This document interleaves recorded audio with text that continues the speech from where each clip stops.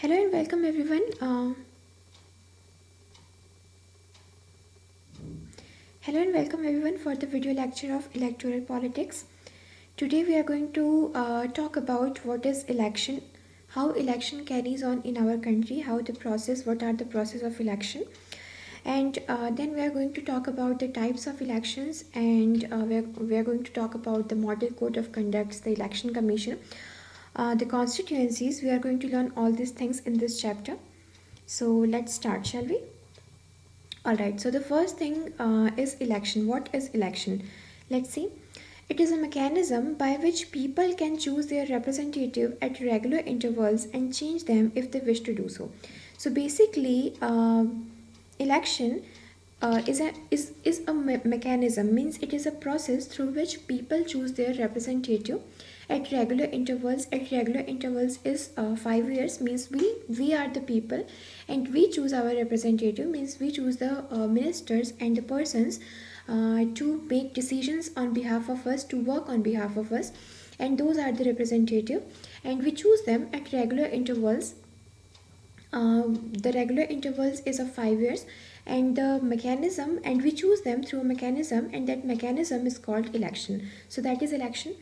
Now let's see types of election. What are the how many types of elections are there? First is general election. The Lok Sabha and the Vidhan Sabha in the states are normally elected every 5 years, which is known as general election.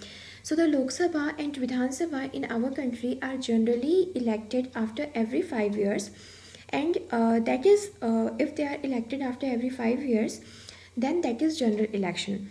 So that is the general election. Now let's talk about other elections, which is by election. It is also called by poll. So if a representative from a constituency dies or resigns while in office, then fresh elections are held in that particular constituencies. So basically, if a particular representative dies or he resigns while in the office, what do I mean when I say while in the office?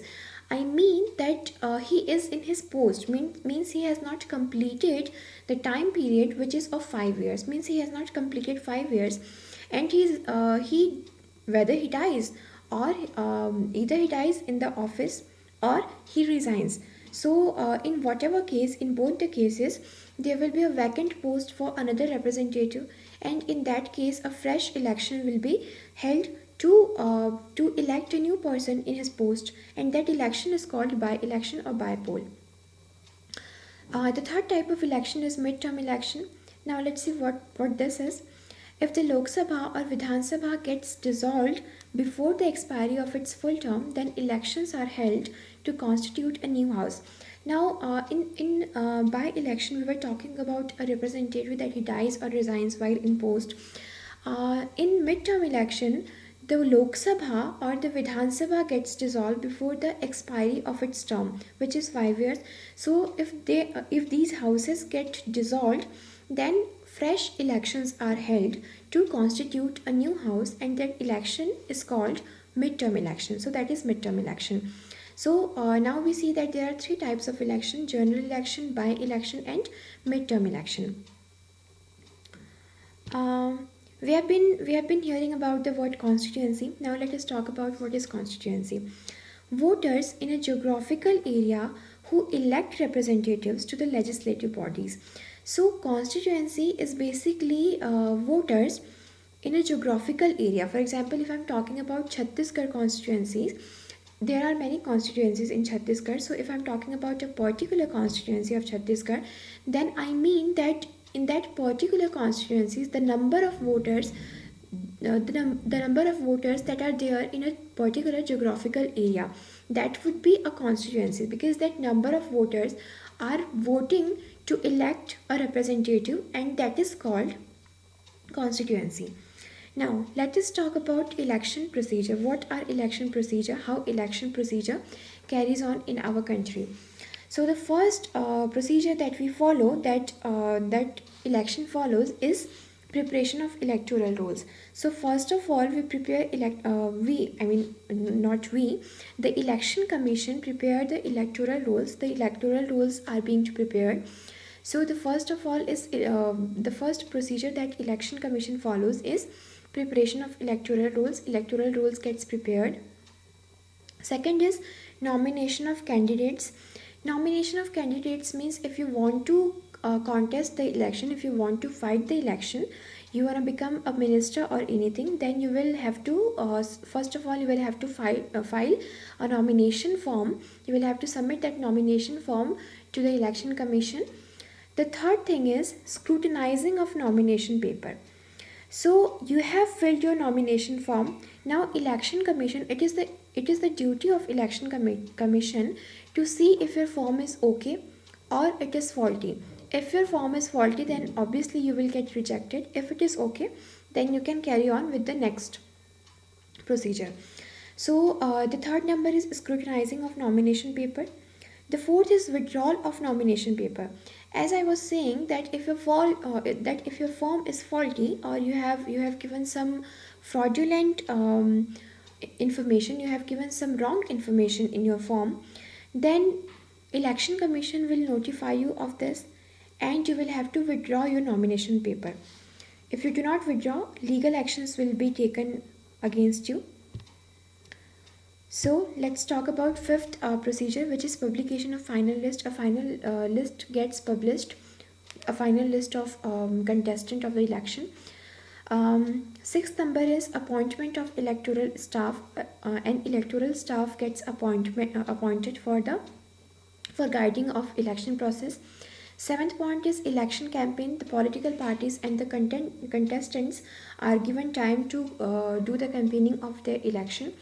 Eighth number is polling, which is we go and we give our vote. Ninth point is counting of votes. After we have given our votes, the electoral staff that is hired, they count the votes. 10th point is declaration of results, means the results get declared.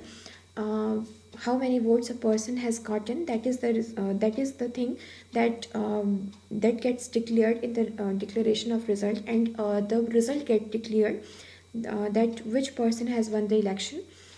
The 11th point is if you're not satisfied with the election, then you can file a petition in the Supreme Court, that is election petition.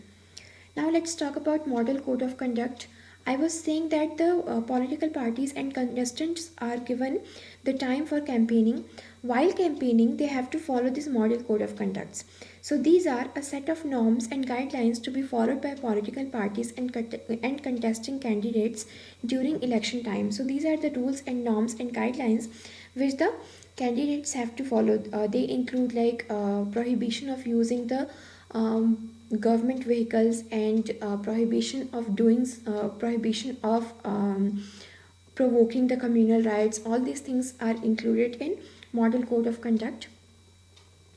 The last point is election commission. We have been talking about election commission. Now let us discuss what is election commission. So the entire process of election in our country is conducted, controlled and supervised by an independent body called election commission. So the entire process of election in our country is conducted by an independent body which is called election commission. What do I mean when I say independent? I mean that election commission does not work under government. Government does not have any control over election commission. It is an independent body which is formed to hold the election. So that is the case because if election commission was working under government, then the government could force it to give the votes in their favor only. So that is why election commission is an independent body which guides, control and conduct the election. So that is electoral politics. I hope all of you understood this chapter. Thank you so much for joining and have a good day everyone.